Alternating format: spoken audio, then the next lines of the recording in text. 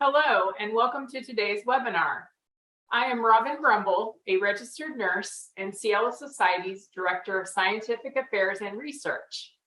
At CLL Society, we are dedicated to bringing credible and up-to-date information to the CLL and SLL community because we believe smart patients get smart care. As a reminder, you can rewatch all of our educational programs by going to the section of our website called Education on Demand.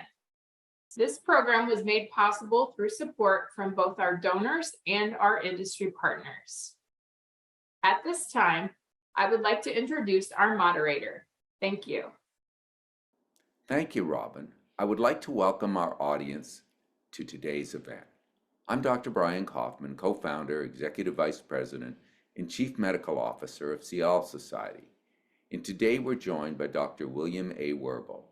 He's the Assistant Professor of Medicine, Division of Infectious Disease, Section of Transplant and Oncology Infectious Diseases at Johns Hopkins University School of Medicine. He's also the Associate Director of Epidemiology and Quantitative Science at Johns Hopkins Transplant Research Center. Before we begin, I'd like to share a few important disclaimers. The information provided during today's webinar is for educational purposes only and should not be considered medical advice. For any personal health or treatment questions, please consult your healthcare team. Please note that while CLL Society may have its own opinions and policies, our speakers may offer differing viewpoints, especially about the management of CLL and its complications, including infections. Now it's our pleasure to welcome Dr. William Werbel.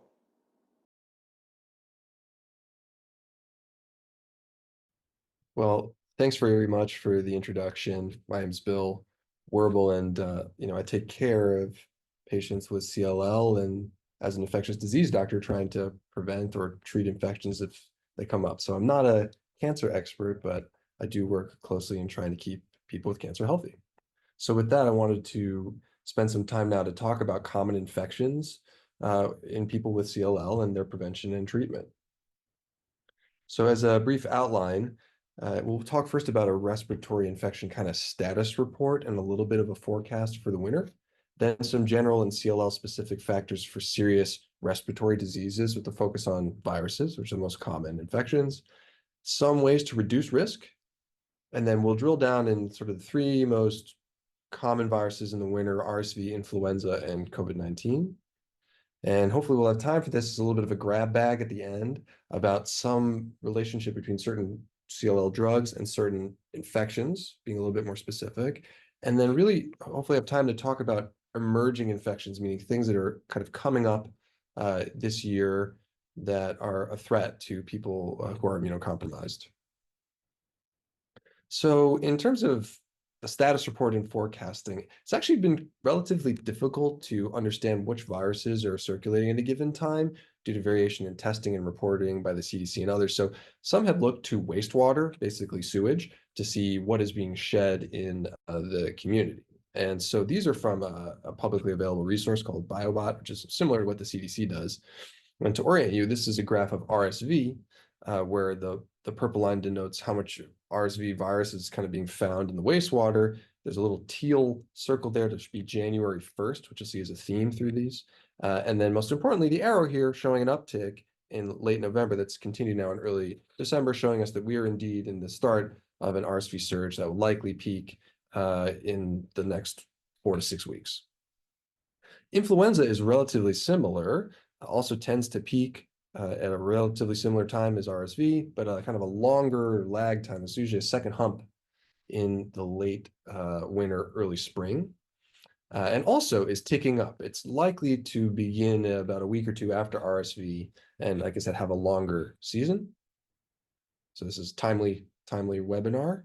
And then lastly, the hardest one I say for last, which is COVID-19 or SARS-CoV-2. You can see here, these are teal dots, those 4 ones here for the last 4 years of circulation. And as you can see, there is about a January 1st surge as well with COVID-19, but there's usually like a second hump in the late summer or early fall for the last 2 years in particular. And then if you zoom all the way to the right of the graph, this was that most recent hump that peaked around September, mid-September, a little bit later than in the previous year or two. And right now we're actually at relatively low circulation relative to what we would probably anticipate later in the winter. And there is uncertainty here. I would probably predict that we'll be seeing it more in January, maybe January, February, but it's really hard to know. And part of it is you can see kind of the glaring, obvious giant spike in the middle of that graph that corresponded to the first Omicron wave, meaning a major shift in the viral variant led to a lot of people being susceptible and eventually infected. That is basically always possible. It's becoming less and less likely over time owing to increased immunity, but the virus is tricky. So I actually wanted to talk a little bit about the variant forecast because it directly relates to what we're discussing. So there's a lot of letters that end up in the numbers in the sort of alphabet soup of variants that show up on headlines at CNN and such. But to kind of drill down, all the variants that are circulating now are children or grandchildren of some of the early Omicron variants. JN1 was the most recent successful child that was part of the peak that was happening in the fall, and its grandchildren are KP2 and KP3, and those are actually the targets of the updated vaccine that some of us received this past fall. And those are the sort of greenish, green, purple sort of parts of these bar graphs, which are week by week variant proportions. There's a light green graph, part of the graph that's increasing, and that variant is called XEC, the newest member. And X, if you ever see that in a variant, means two variants combined together. And basically, this was the product of two JN1 variants combining together, and it's likely the one that's going to be the most common in December. It does seem to be a little bit more immune evasive, meaning evades some of our antibodies, but not a dramatic shift necessarily as compared to prior variants. There is another one on the horizon that you might see, I would bet, maybe January, February, called LP.8.1, but that is beyond the current discussion today. And again, doesn't seem to be dramatically different than prior.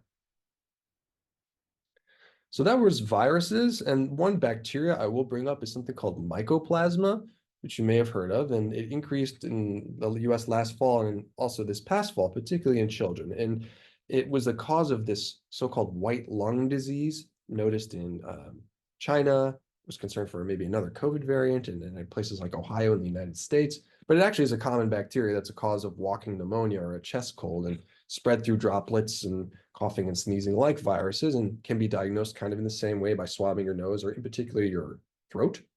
The difference, though, is that you can treat this with antibiotics. And the classic antibiotic is the Z-Pak or azithromycin, which in the most cases should be effective.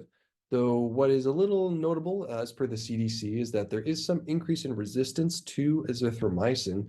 So second-line antibiotics such as doxycycline or other ones called moxifloxacin or Avalox may be used if people have a known diagnosis of mycoplasma and are not improving.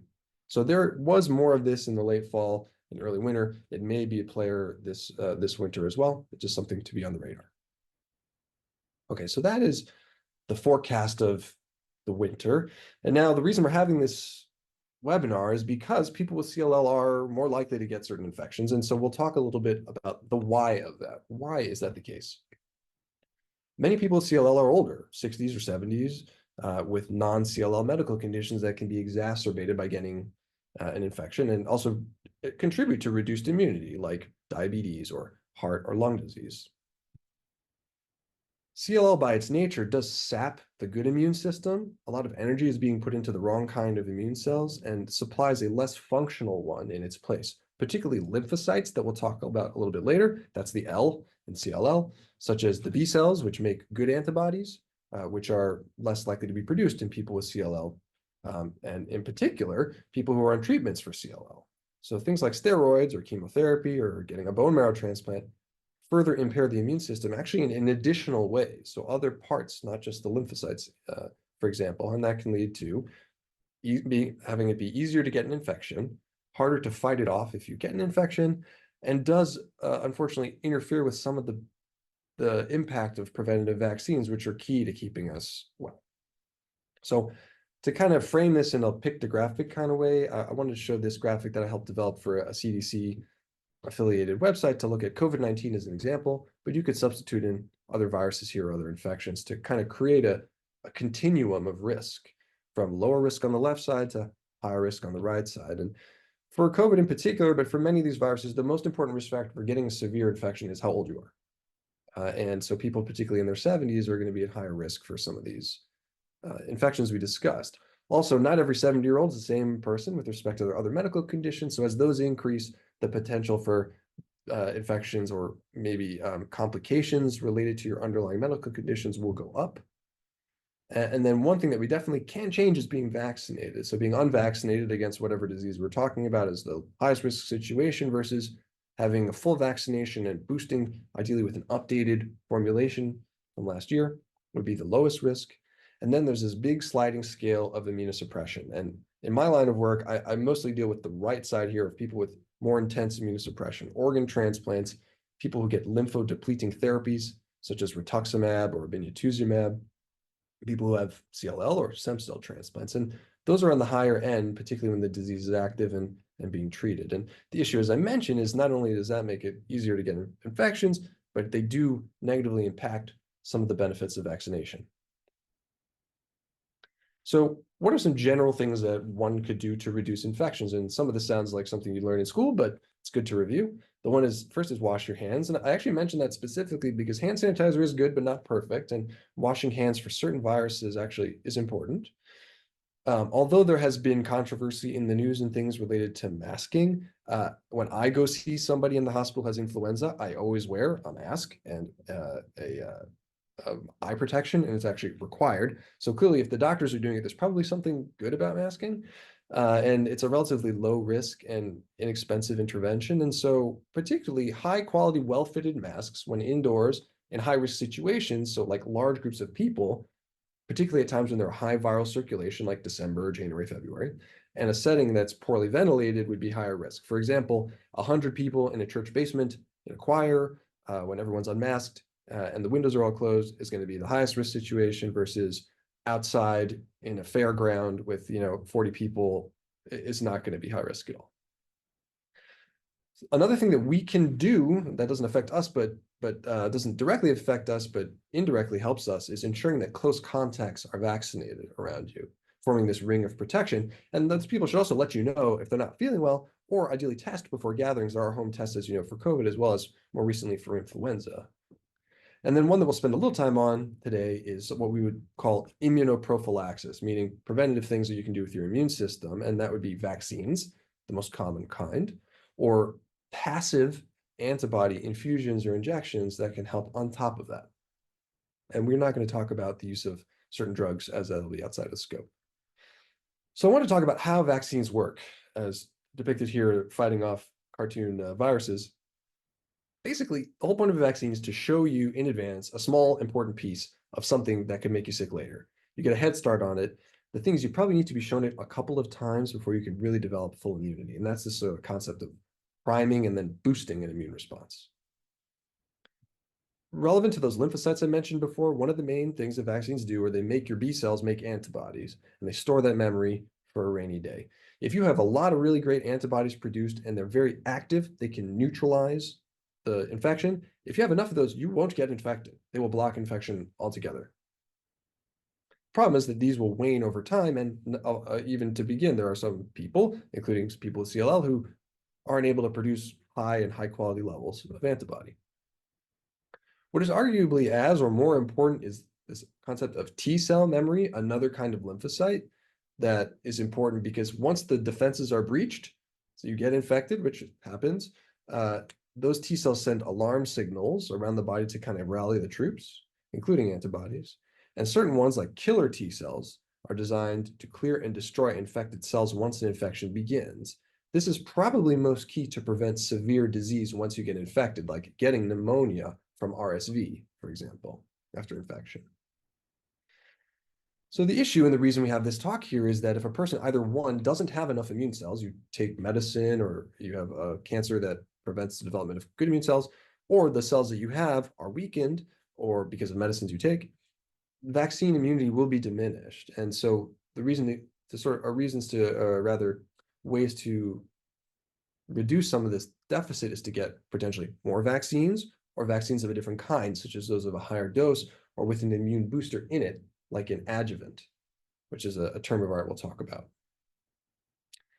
So the complement, meaning the thing that will go along with vaccines, if they're important and they will help, but if they're not totally protective, we can provide these sort of passive immunity through antibody infusions, right?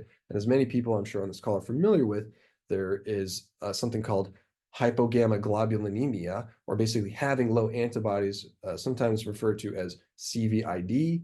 It's a certain subtype of that. And particularly people with low antibodies and the documentation that vaccine responses are poor. For example, we sometimes test people for like flu antibody after they get a vaccine. This can be an issue and puts you at risk for getting infections. And if a person has a history of recurrent sinus infections and is shown to have hypogammaglobulinemia, then using intravenous immunoglobulin, meaning IV infusions of antibody like IVIG, can help. Usually it's given every 2 or 4 weeks.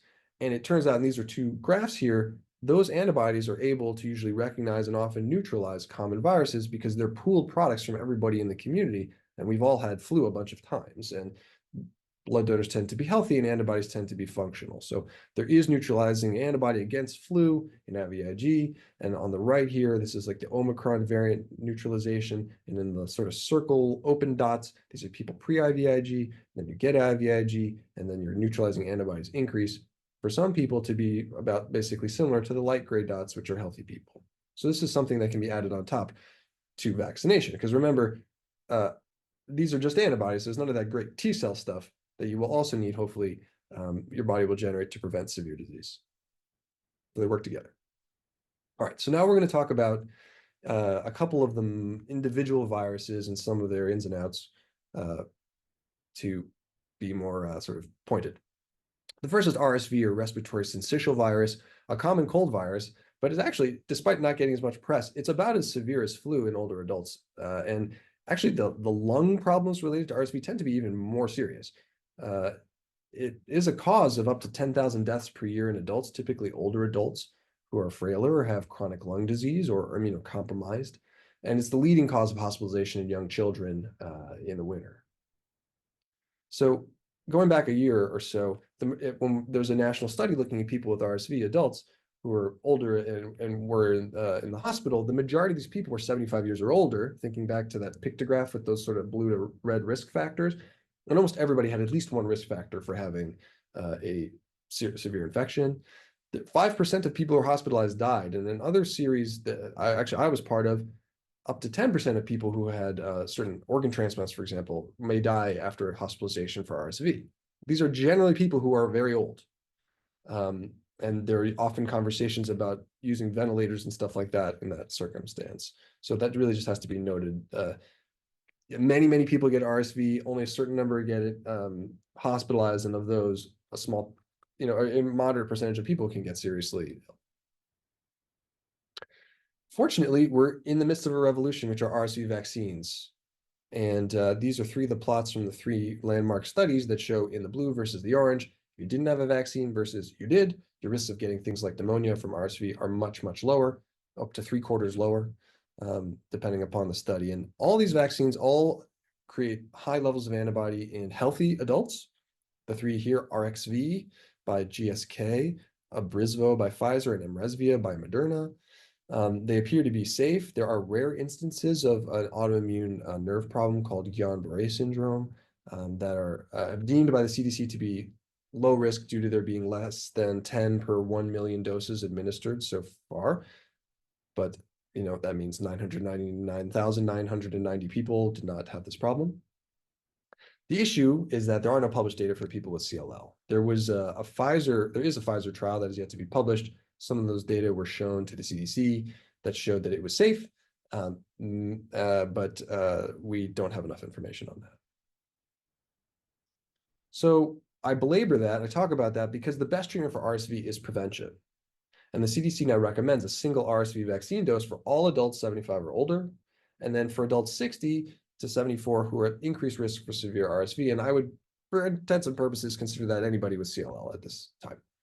Notably, a CDC did not expand the recommendation down below 60, nor did they recommend a second dose, despite some of the data that the vaccine companies provided. If you do get sick, tell your doctor because you can get medicine for this. One would be IVIG, which can be given acutely as treatment, especially for someone who we know has low antibodies. There is an antiviral called ribavirin, which can be used for people. The best data are for actually bone marrow transplant recipients who have basically like the cold version of RSV and preventing the pneumonia version. So that's the best data for that. In other groups, it's a little bit less well established. So talk to your doctor. That's RSV, which, as I mentioned, is surging now in the United States. Soon to follow would be influenza, which is, I think, we're a little bit more familiar with. About 1 out of 10 people in the US gets flu every year, which is like around 30 million people. And of those people, about 500,000 or so can be hospitalized, and up to 50,000 people may die. And this really varies based upon how many people get vaccinated and how good the vaccine is in terms of matching with what's circulating. And we know that if you don't see anybody and you don't interact, there will be no flu. That's what happened during COVID, but we're back towards basically normal interaction, so there will be flu. Now, people similar to RSV, basically the risk of potentially dying if you get hospitalized with flu is relatively high in all comers with blood cancers, particularly more likely in people who are older, as I mentioned, with other major medical problems and very low immune systems. And part of the issue is that people can get a second, sort of like a double pneumonia, so to speak.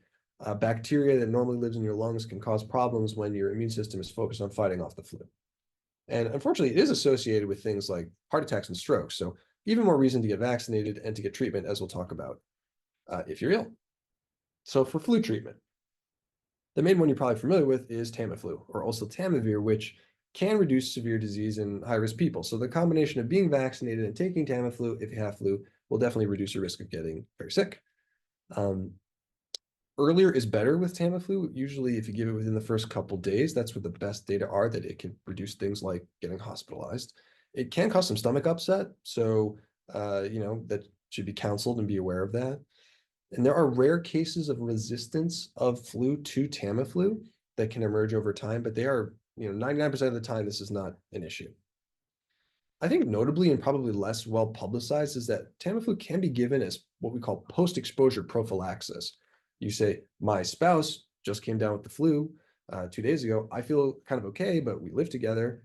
That's actually a reason to give Tamiflu if given early on in the disease, even if you don't have a confirmed diagnosis. And that could be actually pretty powerful. It works.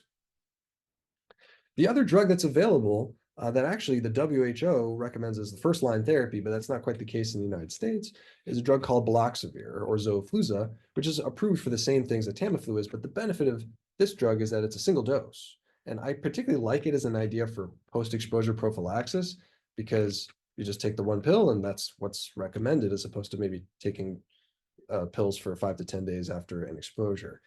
The problem is there can be resistance to this drug as well. We have a little bit less experience with it.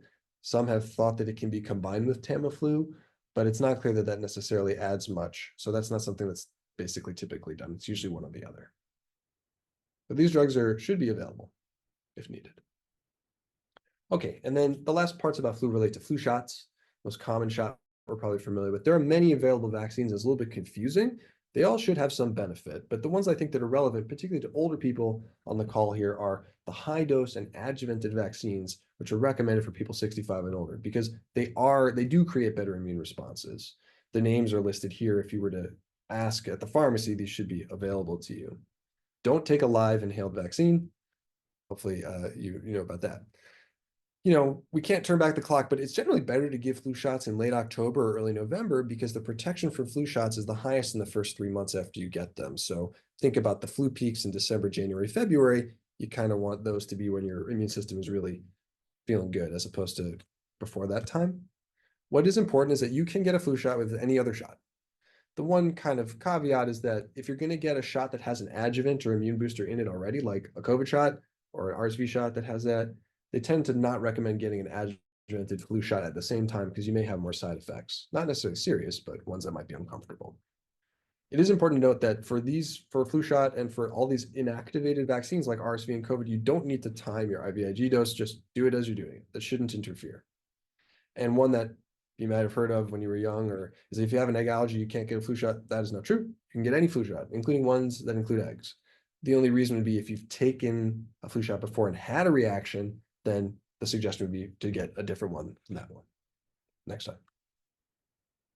So in CLL and flu, there's not as much information as I kind of wish, but kind of like other vaccines, flu responses are generally poorer. So sometimes as few as maybe a fifth of people will show a boost in their high levels of antibody, but it does reduce severe outcomes. People are less likely to get very sick if you get a flu shot, probably from some of that T cell benefit we talked about before. And as I mentioned, the higher dose and adjuvanted vaccines do improve response, particularly in older persons.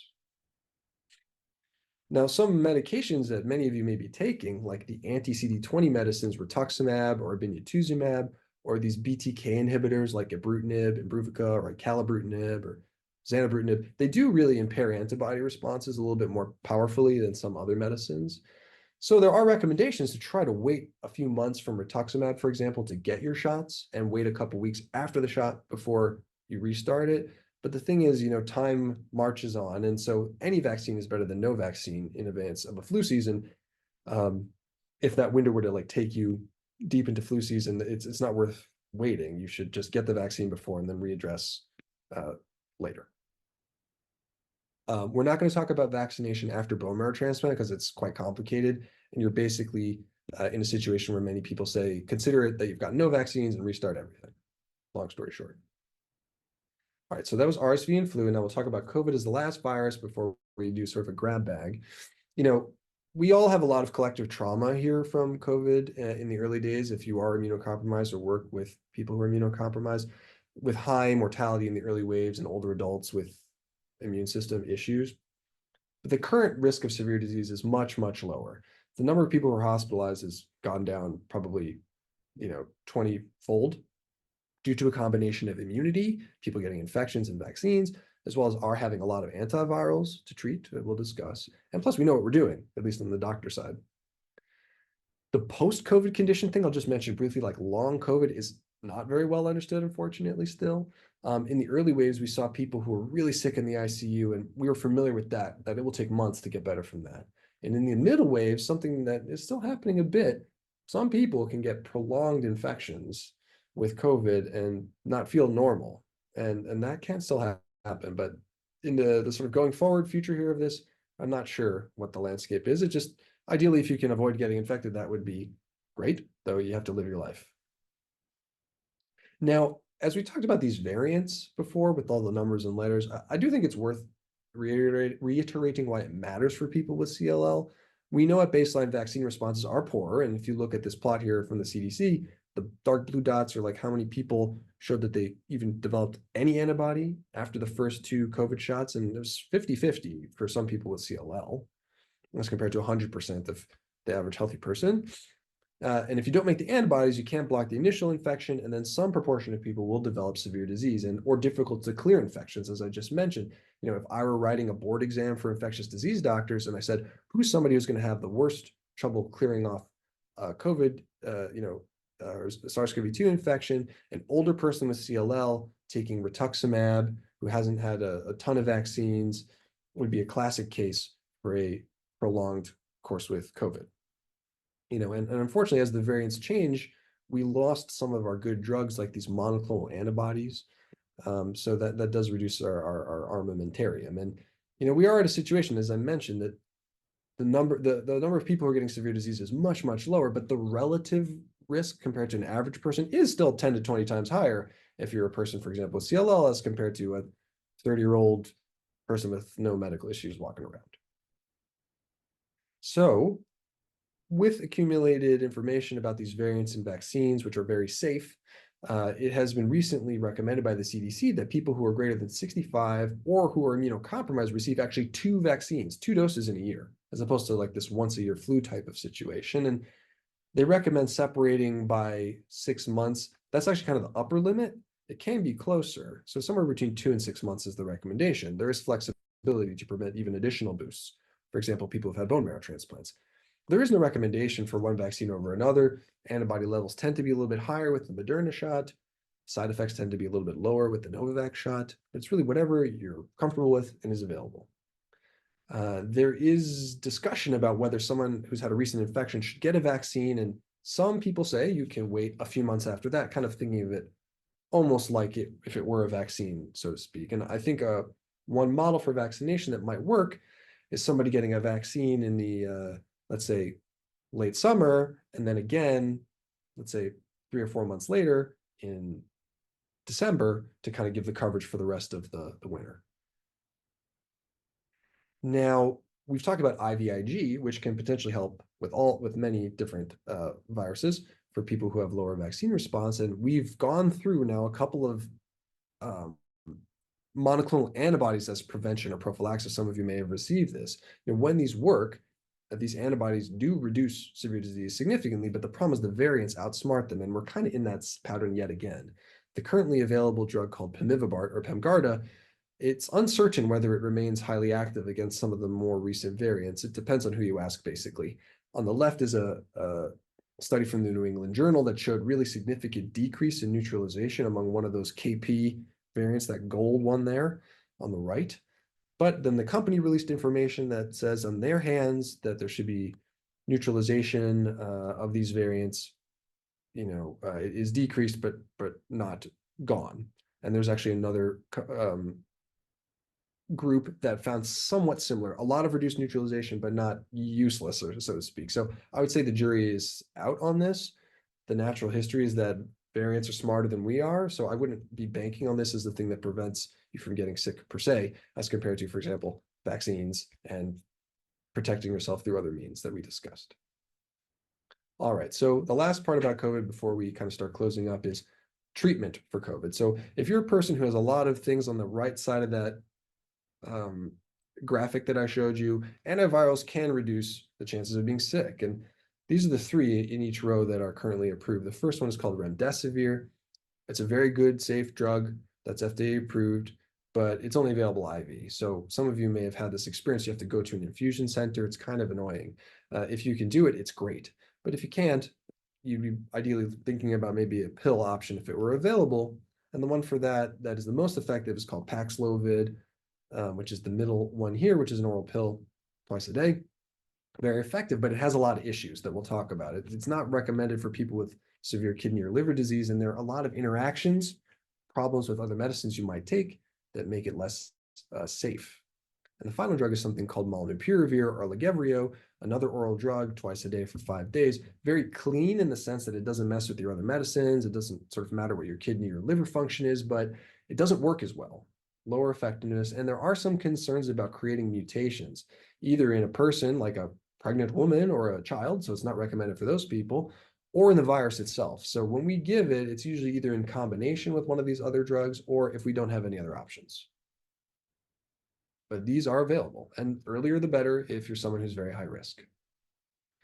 Now, I mentioned that thing about difficulty in using Paxlovid, and the main issue is these interactions with other drugs, many of which are listed here, some of these you may be taking. And so what I really recommend, as a long story short, is before you're sick, talk to your doctor or pharmacist about whether with your current health status and medicines you take, whether you can even take Paxlovid if you were to get ill. And there are many resources that you can look at yourself, or you can access these online. All right, so with the last 5 minutes, we'll do a little bit of what I would call a little bit of an infectious diseases roundup, if we have the time. The first one I do want to talk about is these emerging threats I mentioned. And the main one on my mind has been bird flu, which has been in the news. That's another name for this highly pathogenic avian influenza, or H5N1, that's widespread in US livestock and in wild birds, presumably other animals as well. And there have been at least 50 cases in people, mostly mild pink eye kind of symptoms, but one person in Canada, a younger person, actually was hospitalized with severe flu in the ICU. And it's a problem because historically these kinds of flus are very deadly.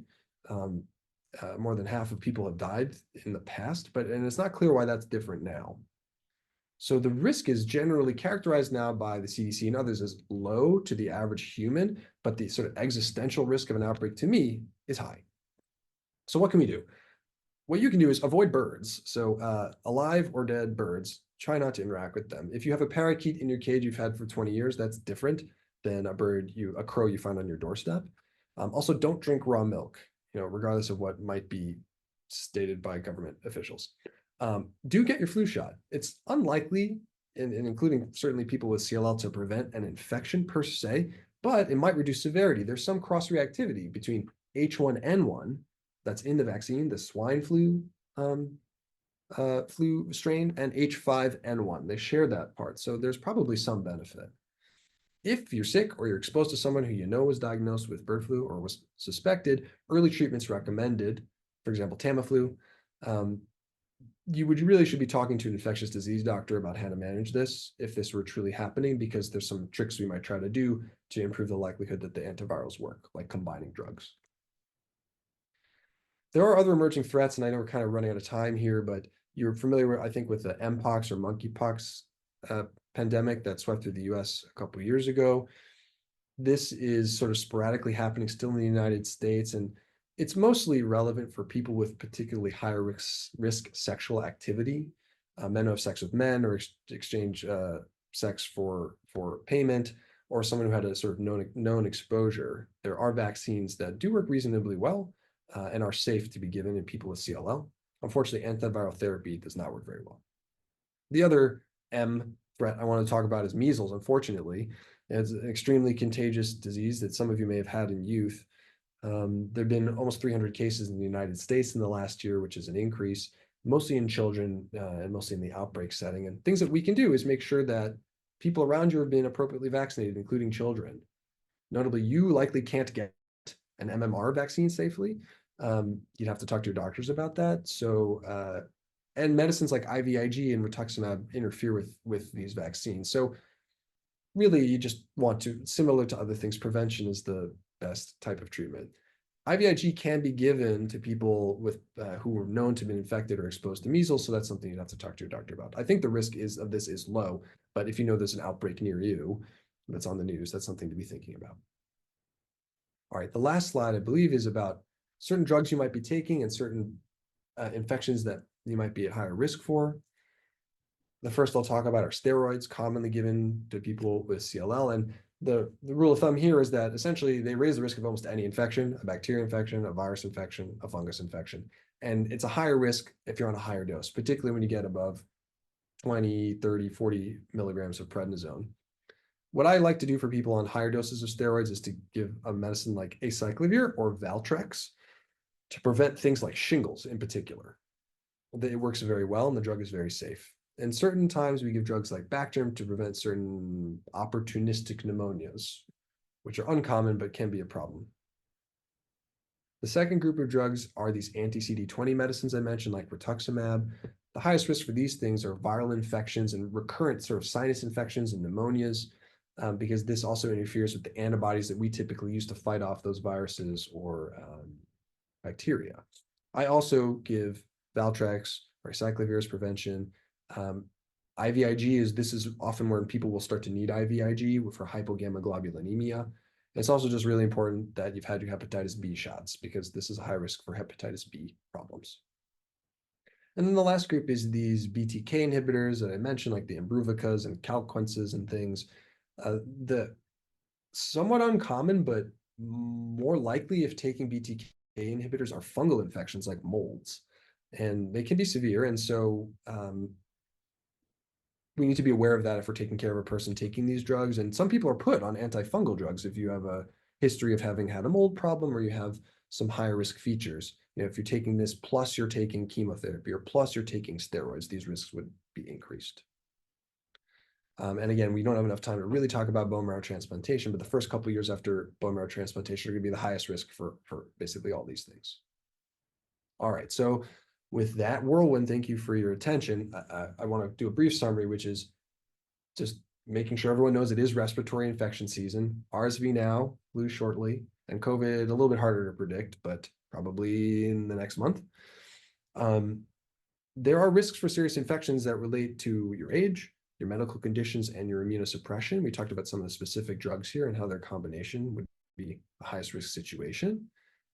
Basically, of everything I talked about, prevention is the best treatment for these things. So we have drugs, we have antiviral drugs when you get treated, but really vaccines are the most important thing. You know, vaccine immunity is lower in people with CLL, but it's imperfect, but it's important. And the time to get vaccinated is now for any of the things I just mentioned. If you're eligible and you haven't got these shots, you should be getting it. And you can complement these with IVIG if you meet the criteria that I mentioned and your doctor thinks that it's appropriate. There are several emerging threats that I am worried about, most particularly H5N1. And this just reinforces the importance of vaccines and having an expert treatment team like an infectious disease doctor who's familiar with cancer patients if this ends up coming up, which I hope it does not, but better safe than sorry. All right, so with that, I want to thank my colleagues at Johns Hopkins. I work in our Transplant Research Center, running kind of our epidemiology side of things. And then of relevance to this talk is I also run a study called the Emerging Pathogens of Concern in Immunocompromised Persons, or EPOC study at Hopkins. And this is our study team. If you're interested in knowing more about that, here's our website. We basically study the vaccines that were in people who were not included in trials, such as people with CLL. All right, well, thanks for your attention, and I'm looking forward to taking your questions.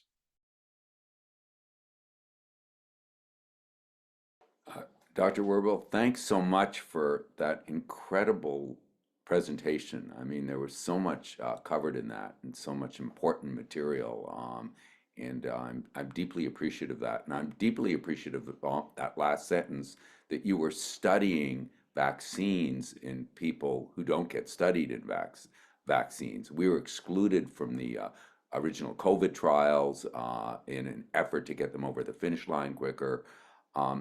If you could just comment on that general area of how we respond. I know you touched on this, but how different vaccines are, because there's a lot of data-free zones here, isn't there, in terms of how well we do, and the early data suggests it's not so great. So if you could just comment on that area and how patients and clinicians might work together to improve understanding of how vaccines work in the immunocompromised. Thanks, Dr. Kaufman, and thanks for the invitation again to speak. Yeah, there is a knowledge gap. We have these general senses of the degree to which people respond to vaccines or don't, depending on their immune status, so to speak, their immune system. But I think what's honestly one of the biggest takeaways is that it's not like a monolith. Like there are significant differences among people depending upon a lot of the factors that we've talked about, including age, the type of cancer somebody might have, and whether or not you're on therapy and what that therapy is. It's pretty safe to say that on balance, for most like typical vaccines, the immune response is going to be lower, but it's going to be something. And so that's one of these key takeaways, that all these vaccines are going to be important. They're likely to reduce the likelihood, in particular, of getting severely ill, many of the things we talked about. But the ability to create these high levels of like antibody, for example, those neutralizing antibodies that block you from being infected, period, that's hard to achieve for a lot of people with CLL, particularly because of the medicines and the combination. And there's a need, and as we actually had a separate conversation about, there's a significant interest to have dedicated trials in people with CLL or other immunocompromising conditions, because we're getting to the point here where enough is a little bit of enough, where we got to have like gold standard information on people, and from then we can really be prepared for what's the best regimen to improve immunity. Is it doing vaccines more frequently or higher doses, etc. So let me follow up on the vaccines, because there's a ton of questions on that. And you made an interesting statement, which was, don't worry about the IVIG dosing. Like if I just got my IVIG, I thought I better not get my vaccine because the body's lazy. If it already has some antibodies, it's not going to make more. But you're saying that I can get them close to each other. It really doesn't matter. Yeah, I mean, certainly for these long-standing inactivated vaccines like the flu shot, there is data that shows that you can get the vaccine close to IVIG. For live vaccines or live attenuated vaccines, like the older shingle shot, MMR, those shots, you can't get them anywhere near IVIG because for the reasons you just said. There was a bit of a gray zone with mRNA vaccines. They weren't studied very well. And for a time, we were pretty clear that it was not recommended to get IVIG surrounding them. The guidance has changed to say that it can be done. So I think even if there wasn't amazing precise data on that, it was more that these vaccines are important. Even if there's like a gray zone here, the benefits of getting them and not also interfering with the other thing that's keeping you kind of stable and healthy, it's not worth switching all these things around for this sort of uncertainty. So let's push a little bit more on that. In the era where we had good pre-exposure prophylaxis, they often recommended trying to get vaccinated before you got Evusheld. And I wonder if the same stuff true with Pemgarda. And I know that the company that makes that has another product in development that's supposed to, stay more ahead of this. So what do you advise your patients in terms of that? Yeah, I guess I don't want to talk out of both sides of my mouth here, but what maybe a little bit of a difference is when you're giving a high dose of a monoclonal antibody that's specifically designed for a particular bug, so to speak, that might, particularly in the first few days, lead to some reduction of sort of being exposed to this antigen, the foreign particle. So, but it shouldn't have any impact on a different vaccine, for example. So we do, and it's in the packaging as well to recommend spacing things by like 2 weeks or so. Get your vaccine, and then you can get your antibody 2 weeks after that, for example. So I think we do tend to kind of still say that, but again, it shouldn't interfere with a vaccine that's not the exact product we're talking about, like your RSV vaccine and your Pemgarda or whatever. And talk to me a little bit about one of the decisions a lot of us have to make is we're in treatment, and these vaccines aren't going to work as well for us, and especially if we're on treatments with monoclonal antibodies, which stick around for months and months after. And studies from LLS have shown that you just don't respond the same, even a year after for some people with rituximab or obinutuzumab. So the timing of the vaccine, especially, I mean, it's kind of a no-brainer to me. You get the flu shot because it's flu time and some benefit is better than none. But some of the shots, like RSV, is a one-off shot, or the pneumonia shots aren't annual shots. So should we wait on those? Or, I mean, how do you work that out with your patients? And I'm sure it's consultation with the hematologist too, but these are difficult decisions for patients about, you only get one shot at the RSV vaccine, at least as of now. Should you wait until you're off treatment, or just get it and that's it? Or what do you tell people? That's a really good question. I pass the buck a little that it's case by case. If Okay. if the drug you're talking about, like rituximab, is critical to keep lymphoma under control, et cetera, and you don't want to mess with that cycle, your 6 cycles of R-CHOP or these, type of things, that takes precedence. There are these ideals where it's an ideal to wait, like, let's say 6 months after a dose of rituximab to achieve like maximal antibody protection from a vaccination. That's the ideal. And to then again lag the next dose by about 2 weeks after you've received the vaccine. That's the ideal. But life doesn't always line up perfectly. If someone's a very high risk person for getting a severe disease, let's say like RSV, a person, 75-year-old person with bad asthma, CLL on rituximab, or obinutuzumab or venetoclax and whatever it may be, being in advance of the RSV season, getting your vaccine is going to be just what we're going to say to do. Even though we just have to be aware that there's going to likely be a ceiling on the level of at least antibody production. The nice part, I will say, is that, as I said, vaccines produce immunity in several ways, and things like T-cell immunity aren't really that affected by rituximab. It's a B-cell drug, an antibody drug, and in other populations, like people with MS, it's been shown that you can have pretty good T-cell responses against something like COVID, even though you've received rituximab and don't have great antibodies. So I don't case by understand case how asking. you don't have B cells, how you present, but I guess other cells can present the antigen. It's complicated. A couple other questions on the timing of the vaccines. One is, what about, we had these childhood vaccines. Some of us had the childhood illnesses. Are we protected? And does some of the treatments we have wipe out the protections? It's not very common, but some of us had transplants. Some of us had CAR T therapy. A lot of us have had antibodies. Do we need to get our childhood vaccines again? I know this is an area, again, that seems to be changing the approach to this. So what do you recommend in those cases?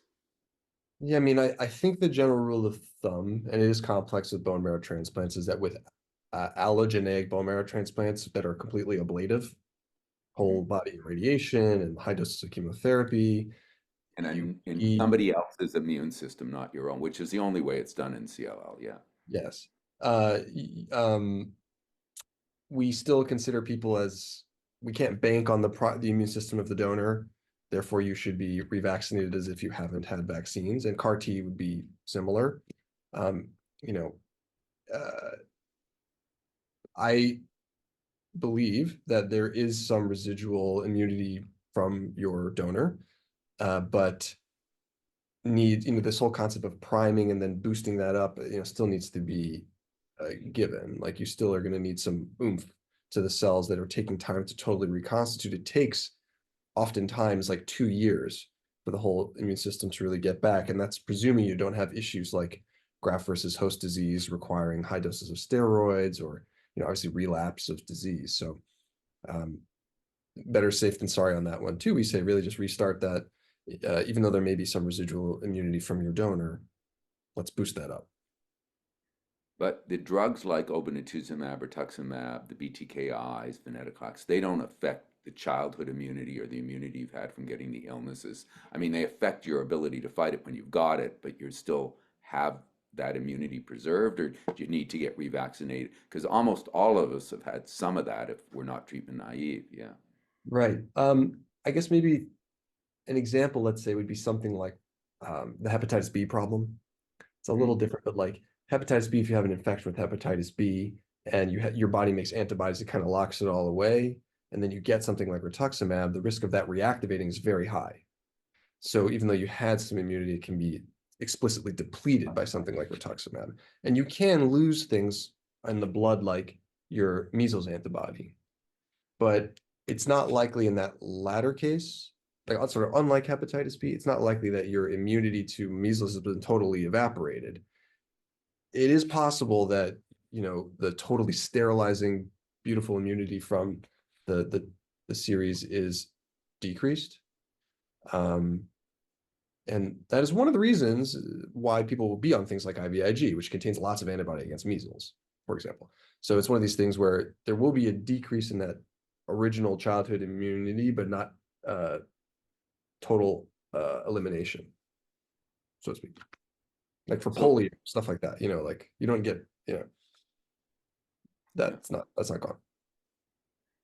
There's a lot of questions about IVIG, and let's start with just base. Does it matter whether it's subcutaneous or IVIG? Are they both provide similar protection?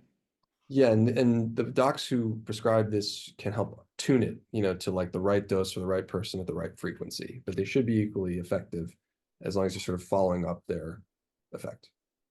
And you did cover this a little bit, but there's some questions about the difference. Like immune globulin is a passive immunity where vaccines are an active immunity. So just remind us how IVIG works compared to a vaccine. Just I know you covered it a little bit, but there were some questions about it. Yeah, I mean, as sort of noted, the IVIG is just antibody, and it's a pooled product donated by healthy donors. So it's the most effective at preventing infections for very common things, common bacterial or viral infections that all of us who could potentially be a blood donor have had 10 times in their life. Like, I've probably had RSV 10 times in my life, or 6 times in my life. And if I donate my antibody, it's pooled with many different donors. You get that immunity passively. It will rise up, particularly if you dose it appropriately, to a level that hopefully reduces your risk of getting infected in the first place by, let's say, RSV or flu, or even these bacterial pneumonias. The problem is there's waning in that, and that's the need for repeat dosing. And they're not perfect. There's variation between the batches of IVIG, and there's variation in the different strains of things that are circulating, like COVID, as we talked about. So the defenses can be breached even if you're taking IVIG. Hopefully a less will get through defenses because some are kind of gummed up by the antibody that you've received. And then you're reliant upon the rest of your immune system, which tends to take a couple of days to kick in. So the T cell immunity, generation of your own antibodies from your stored memory to kind of clean up the mess, prevent dissemination of an infection from like a cold to a pneumonia. That's kind of how they would work together. And the IVIG, I always tell people, is usually a year old. So it's not on top of the latest flu or the latest COVID variant and stuff like that, because it takes a long time to process it. So it's pooled from thousands and thousands of donors, and but it's always a little bit out of date. One a common question is about sinuses. Sinus infections seem to be a real problem, and nobody dies of them, but they sure make people miserable. Any advice on how to avoid them, how to treat them? Chronic sinusitis seems to be a big issue in CLL. Is there any tips you have for people, any ways to prevent them or treat them when they get them, other than what we've talked about? Yeah, when I think of sinus infections, I think of two components. One, maybe the more simple one, is structural. Obviously, we're all different in here. There are people who are going to be more predisposed depending on their anatomy. That part I am not that expert in, and that's an ENT problem, so to speak. Right. So I let's always pick that. say the Lord in His wisdom put the drain in the roof in our sinuses. It's just they're poorly designed, Yeah. you know, and They're more nobody. designed to keep your head light. Honestly, that's the That's right. historical background. Uh, But anyway, yeah. that's the part that you can't fix that easily, but should be evaluated if you have recurrent sinus infections. Okay. But then the cause of these tend to be viruses. And then occasionally you'll have a bacterial sort of super infection on top of that while your body has spent time kind of trying to fight off the virus that caused the sinus infection. Classic for that would be you have this sinus type symptoms for 7 to 10 days. They kind of got better and then they acutely worsened. You have worsening pain, fever potentially, greenish drainage. That sort of second phase might suggest a bacterial infection.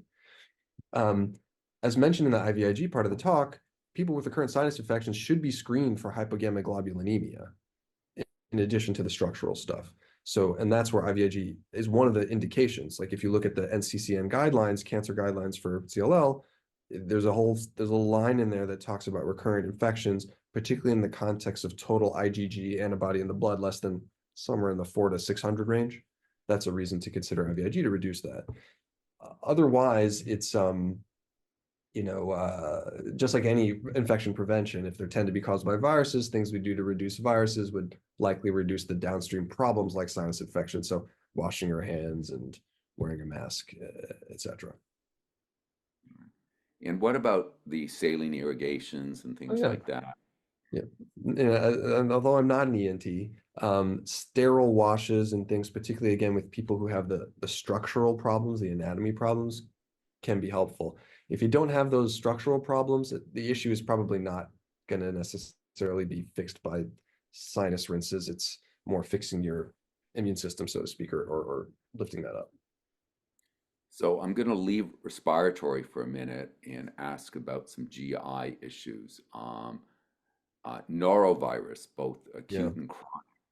Is there any tips on that, ways to get rid of a chronic norovirus infection? Remind the people who don't know what a norovirus is and why that is a risk for CLL patients. Yeah. Yeah, it is. Norovirus is very annoying. It's a virus that is commonly known as like the cruise ship virus. When you see 500 people on a cruise ship throwing up and having diarrhea, it's usually from norovirus. It's very contagious. It circulates year round with some spikes in the summer and some in the winter. Um, it is one of those things, by the way, for which hand sanitizer is not that great.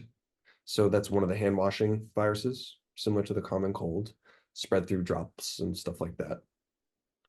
In terms of, so that's the general prevention side of things and the epidemiology.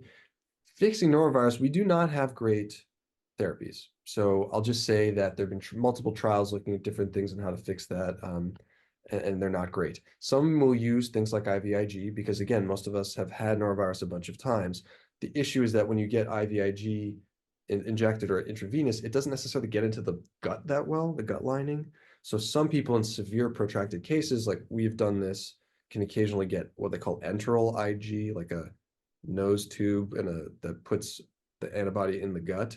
That's for very refractory cases, you know. And the issue with norovirus is it can be up and down.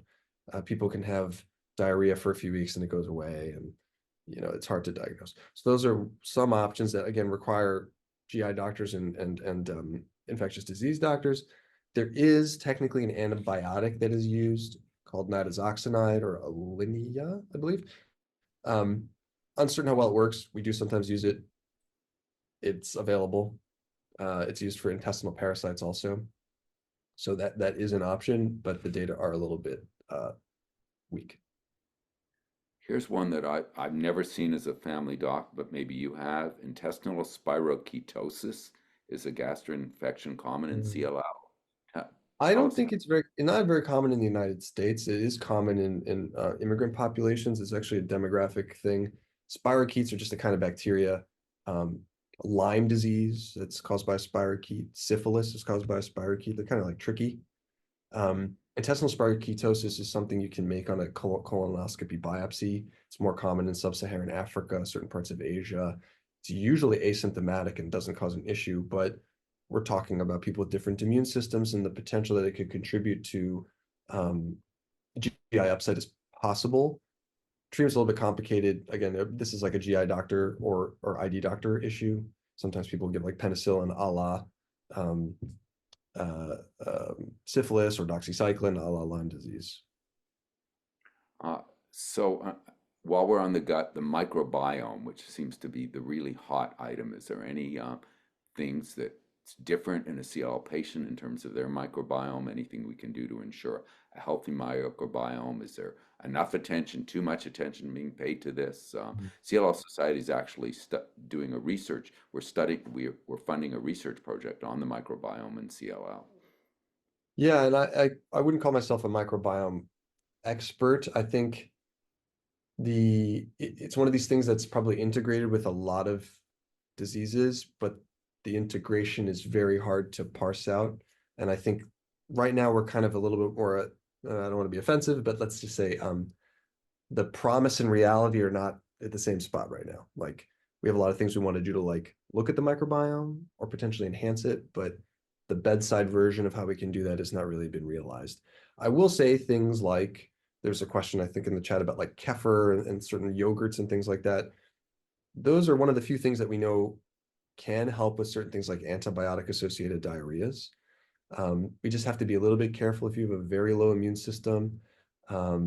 Certain things like probiotics can occasionally cause real disease, the classic being like lactobacillus, something you've probably seen on the lactobacillus is like in these dietary supplements. And so people with really low immune systems, we tend to not recommend they take high doses of the probiotics because certain strains of them can be a lot, they're alive and they could cause issues. So that's a question to run by your doctors for sure. But sorry, I don't have too much more on the microbiome. All right.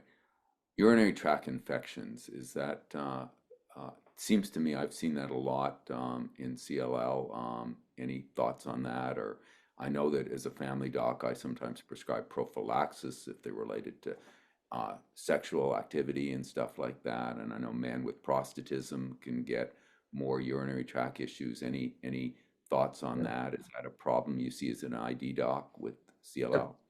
Yeah, well, I certainly see UTI problems in general a lot. It's not a classic association with CLL because the lymphocyte compartment of your immune system tends to not be the thing you need to control UTIs. That's more the other infection fighting cells. If you are on something like steroids, the risks goes up because the risk for everything goes up if you're on steroids. Additionally, diabetes, particularly if you have poor diabetes control, that is a risk factor for recurrent UTIs.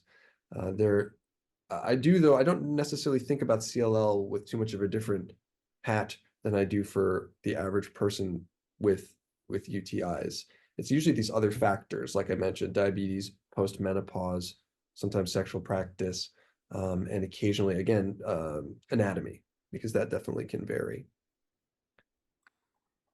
Airplane flights, the whole issue, and you and I spent some time talking about this before, is how do you strike the balance? People have, they have things that they want to go to, but, airplane flights can be dangerous, or is that overstated the danger on those? What do you recommend for your your CLL patients, let's be specific, who are, want to fly because there's a family wedding on the other coast, or they haven't taken a vacation because of COVID? Is it safe for them to go to an airport? Is it safe for them to go plane? Is it safe for them to eat at a restaurant? Talk to us a little bit about that, and maybe spend a little time about making it as safe as possible, especially on the plane. Yeah, if you think back to that sort of graphic I made with the red, you know, lines and stuff, a person can hopefully be empowered to have a sense of what their individual risk is going to be for something like COVID or another virus infection based upon how you map out.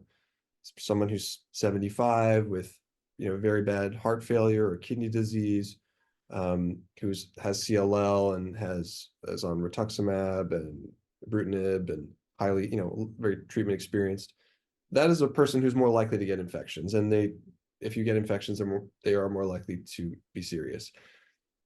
That said, we only live once, right? So, I mean, if there are things that are situationally important, then it becomes this matter of risk tolerance. You need to first know your own risk and then think about your tolerance relative to whatever event or travel you want to do. We rarely tell anybody like you can't travel. I think we tend to give recommendations that are like in very highly immune suppressed parts of your life, like the first couple months after a bone marrow transplant. Not a great time to travel because you're just more vulnerable unless it's something really critical. And particularly in those situations, your vaccine immunity and stuff is just not going to get you there. But for average people who are kind of at their steady state in life, things that are important are important. And what you can do is optimize things like the passive or active immunoprophylaxis to be at least 2 to 4 weeks before some event you're going to do. And when you go through, airports and airplanes, actually, I think the biggest risk times are some of the like densely packed groups when you're waiting in line to go through customs or whatever, when airplanes are actually not in the air. So when you're planing or deplaning, those are higher risk. When you're in the air is circulating, to be honest, and unless you're Right, sitting. and it's going through HEPA filters, and it's the takeoff and the landing that are the risk both to your life and to infections. Yes, exactly right. So, I mean, I do recommend you wear masks for sure for those sort of high risk points. And then in between, it's really a risk tolerance thing. Generally worth it because masks are annoying, but they're they're worse things in life, and who wants to get a cold, right? Um, Now, CLL is a very heterogeneous disease, and some of us are in active surveillance or what we used to call watch and wait all our time.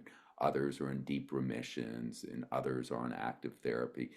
So I tell patients they're immune compromised no matter where they are, regardless of their treatment. It's just a degree of how immune compromised they are. Is there any granularity you want to add to that in terms of, where patients are at? I push people, the minute you're diagnosed, catch up on your vaccines because your immunity is going to be worse in a year from now than it is now in all likelihood. But talk to us about, because there's a lot of questions about how immunocompromised am I. Also, this is an immunologist question about testing for immunity. And there are some things the immunologists do. Are there things that you recommend that patient consider, or do they really make a difference? Yes, these are good and complicated questions. They're, individualized. I agree with you. The combination of like active CLL, meaning you either have, very high lymphocyte counts and or very high CLL counts and with lower blood counts of the other blood counts, and in particular that plus getting treatments continuously are going to be the higher risk states. Obviously, that's even higher if you start having bone marrow transplants in the first couple of years after that, or CAR T therapy.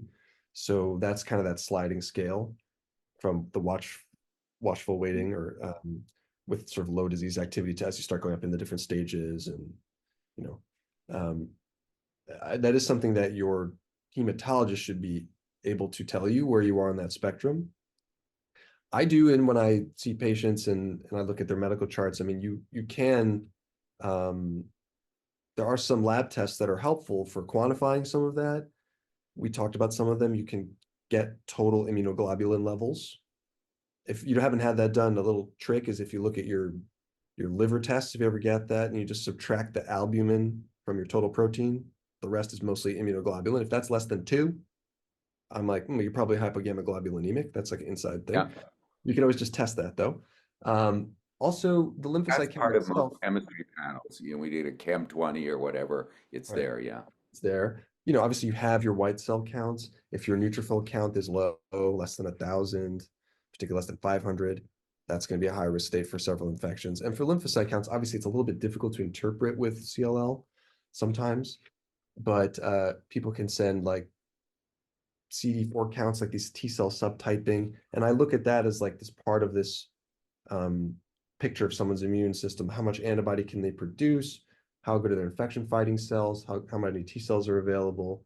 And you can kind of at least put people in like low, medium, high risk states, particularly informed by a blood doctor who's like, okay, your CLL is this active. We put you on these medicines. You're in the red zone, with respect to these certain diseases. And it's definitely a really big sliding scale that requires people to be expert in CLL. And there, you can do this like we do with HIV patients, CD4 counts, CD8 counts, and ratios and things. The other thing that go ahead.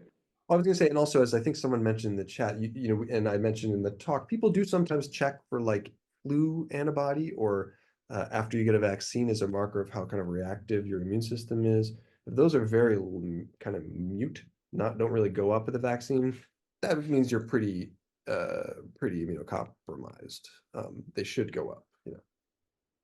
And what we know, for example, with the COVID vaccine is that most people, I was talking to a doctor from Australia, do eventually respond to the COVID vaccine. Never as robust, but we're not going to get there with one shot or two shots. It's often multiple shots, and that's why the twice a year recommendation. But what he said, at least in Australia, maybe they have different blood in Australia, 80% of people were getting adequate antibody response, but it took multiple doses of the vaccine to get there. That's about right. And there always is going to be a subset of probably 5 to 10% of people who really struggle. And that's usually people who are taking rituximab or obinutuzumab, recent bone marrow transplant, those like very sort of intense periods. And we know those people do have T cell response. At least some of them do have the T cell response. And one of the other things that I've seen done is if you're going to get a vaccine like a pneumonia vaccine, which is like Prevnar 20, which covers 20 different subtypes of pneumonia, you can then test your antibodies before and after and see how they go up. And that can be extremely helpful because it's not just how many soldiers you have, it's how good they are at fighting, how weaponized they are. Some specific questions I'm going to put you on the spot on. Is there a preference for an immune-compromised patient in terms of which RSV vaccine to get?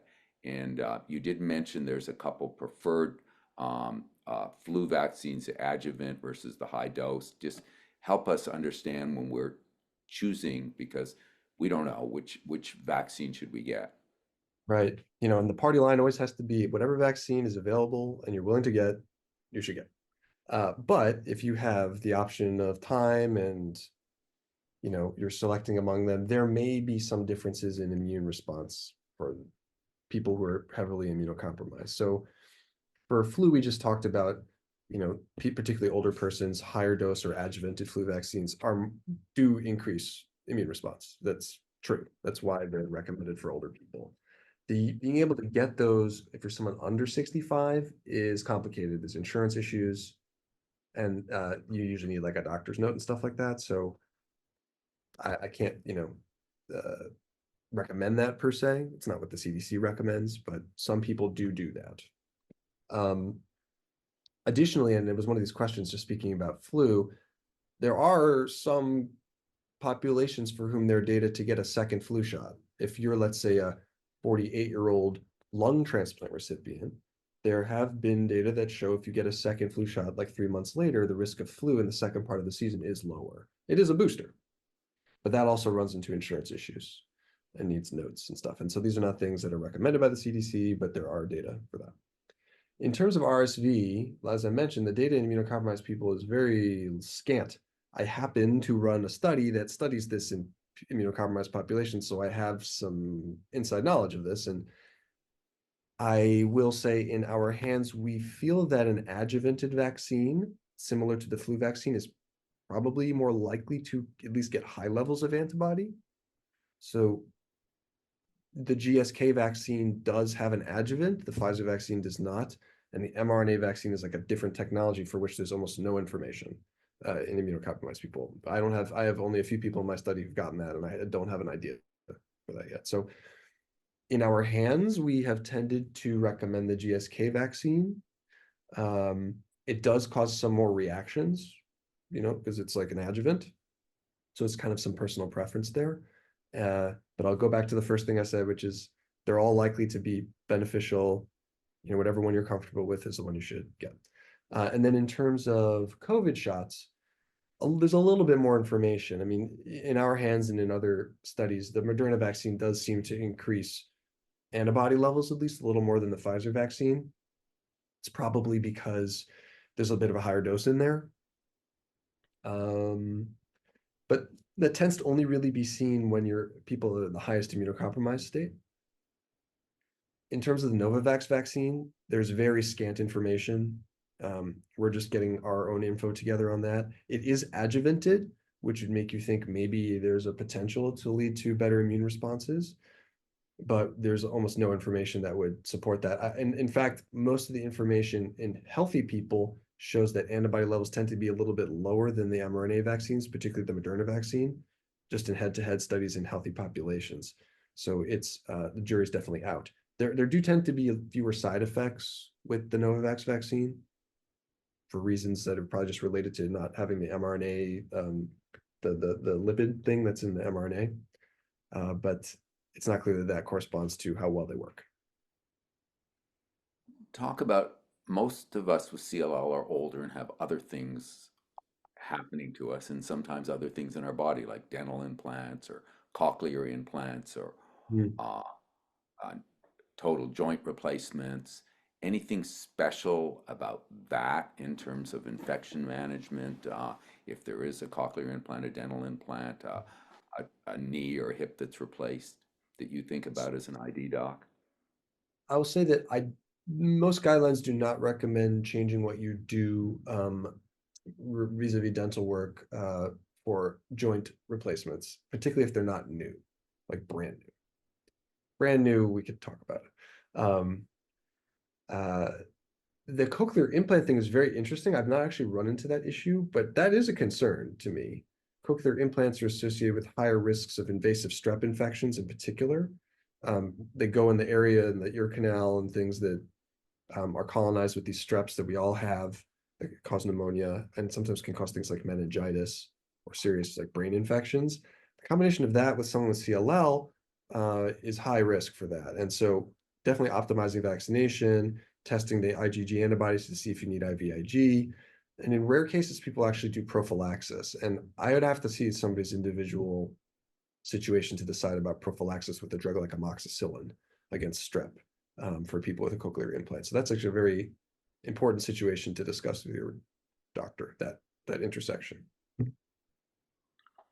So if we're sick, who do we call? Do we call with an infection? Do we call you? Do we need an infectious disease? Do we call our hematologist? And where do you fit in the care? I don't think most of us have an infectious disease doc on our team, and yeah, I think of you mostly in the hospital setting, and I'm sure that's a characterization that isn't completely accurate, but help us understand what we do. Now, I got the flu, I'm coughing, and I got my Tamiflu, but I'm not getting better. Who's my next call to? Yeah, I think in the vast majority of cases of the people on the call, infectious disease doctors are not going to be involved in your care. They may not be available. There's some states where there are barely any infectious disease doctors. It really depends on your health center and where you live. It's only when things get complicated. Yes, typically if you end up in the hospital or repeated sort of courses of therapy for something don't seem to be helping. Honestly, the best case scenario is that either a primary care doctor or your primary blood cancer team are on the speed dial for you if you need them, and that they're educated and empowered, potentially informed by a colleague who's an infectious disease doctor about what to do for most of these scenarios. Like at Hopkins, we develop protocols, let's say, that we give to all the transplant, nurses and things for what do we do in the setting of RSV or what do we do in the setting of flu, just kind of like spread that knowledge and understand that 95% of the problems are going to be channeled through doctors or nurse teams who know you best. So, there aren't that many infectious disease doctors and can't be everywhere at once. And many, like I said, 95% of the time, your team should be able to sort of manage these things, particularly if they have reference materials that are, up to speed.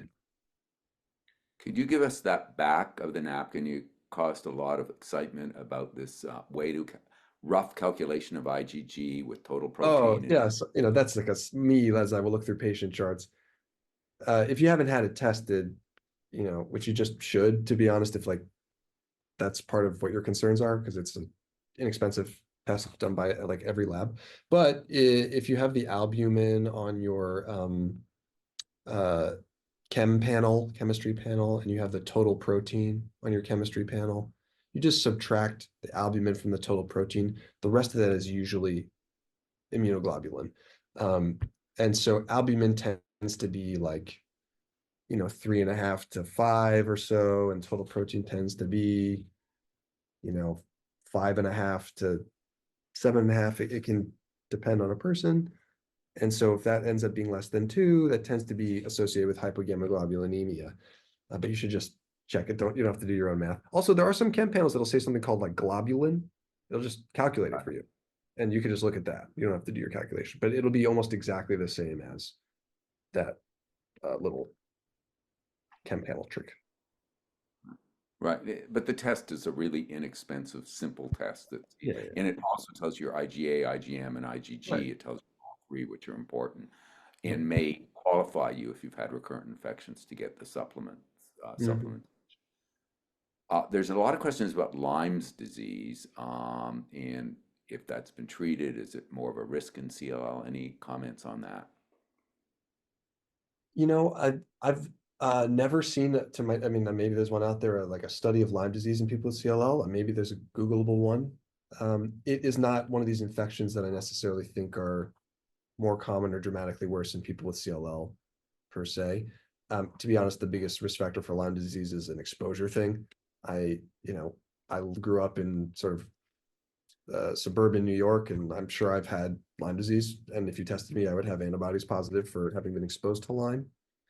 Um, it's not something that we really think like reactivates necessarily when your immune system goes down. It's just an exposure thing, and I wouldn't go hunting, probably, no pun intended. I meant more like looking for it as the cause of problems, unless you're someone who's got very high exposure risk. You used the word adjuvant several times, but Yeah. I know you explained it a little bit, but could you re-explain it, please? Yeah. So there are these, I'll tell you almost like a story about it. So there adjuvants are a type of immune stimulator, an immune booster, and there are many kinds. Some of the vaccines that people get that are particularly that cause like particular like arm reactions, for example, tend to have adjuvants in them, like the shingle shot. If anyone's had that, about 1 out of 10 people have a pretty sore arm or pretty red arm, and that's because of the adjuvant. It tends to be some sort of chemical that is broadly reactive in most people.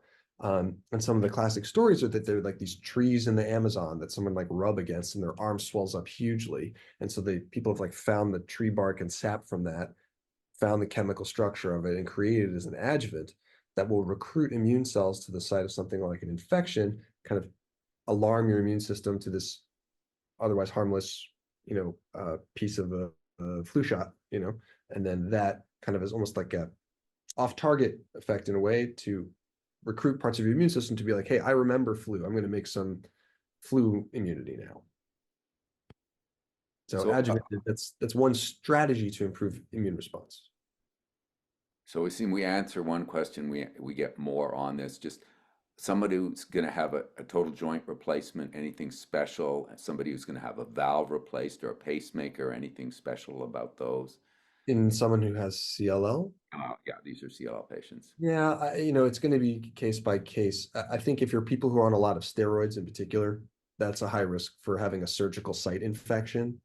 And, as we know, steroids can sometimes cause bone problems, and then you need to get a joint replacement. So those are situations where you have to be, the surgical team needs to be aware of that and understand that there may be a higher risk of getting a bacterial infection around the operative site.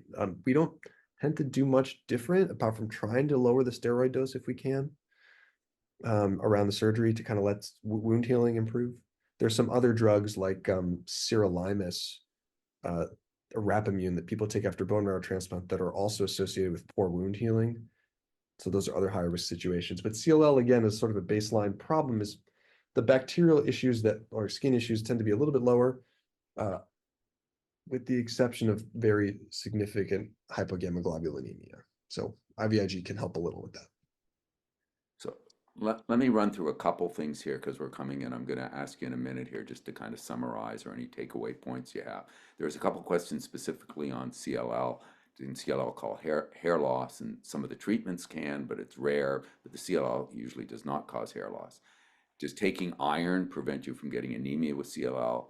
Not unless you're iron deficient, it's not going to prevent it. Most of the anemia in CLL the CLL itself can either crowd out the bone marrow or suppress the activity of the healthy cells. So anemia is common. There's also autoimmune conditions. So you have to know what kind of anemia, and there are many different kinds of anemia.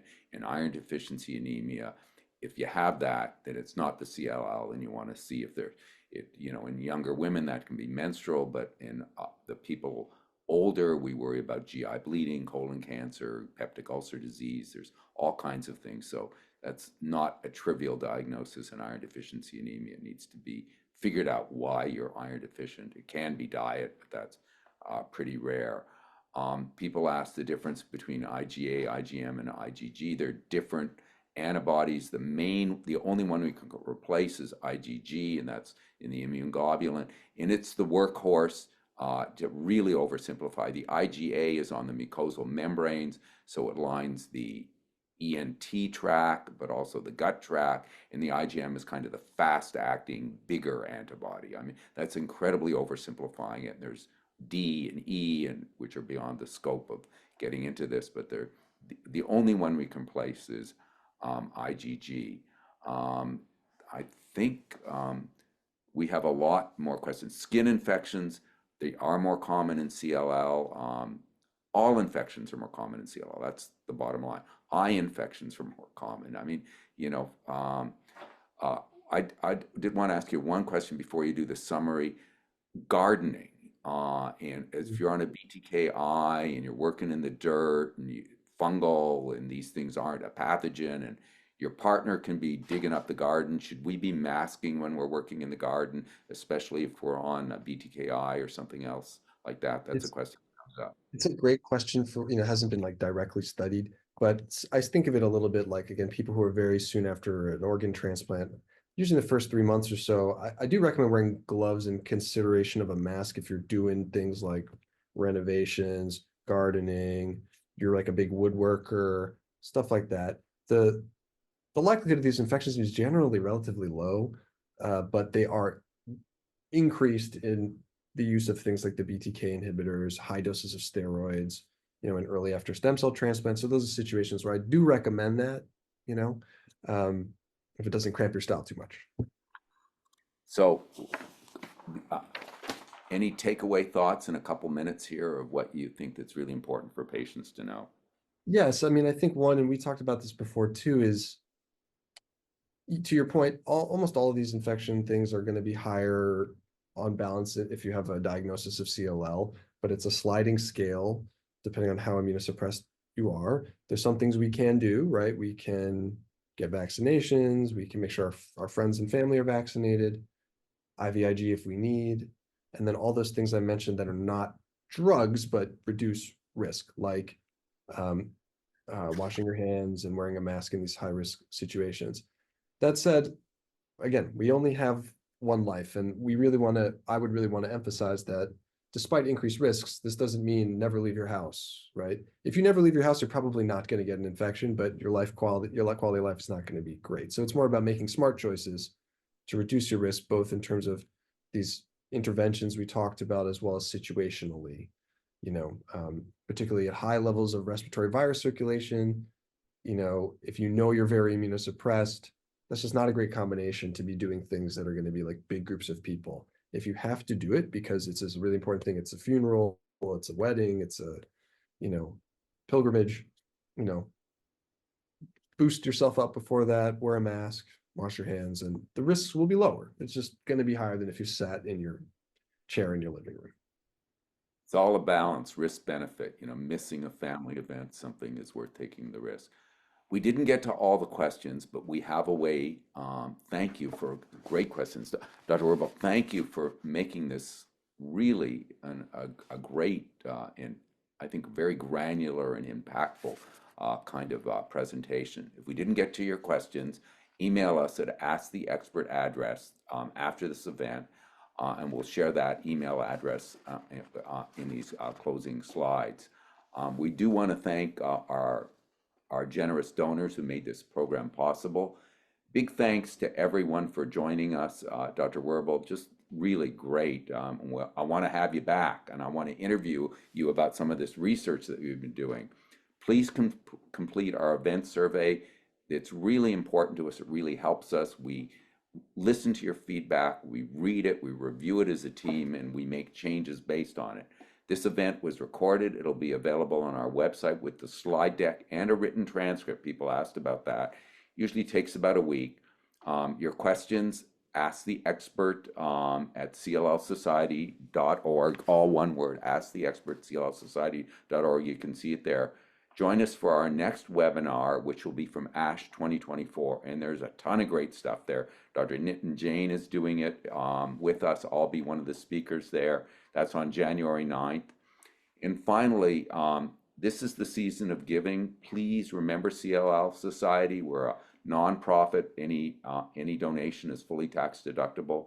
We're invested in your long life. If you can invest in the long life of the CLL Society by supporting our work, we'd be so grateful. Stay strong. We are all in this together. Thank you for your attention.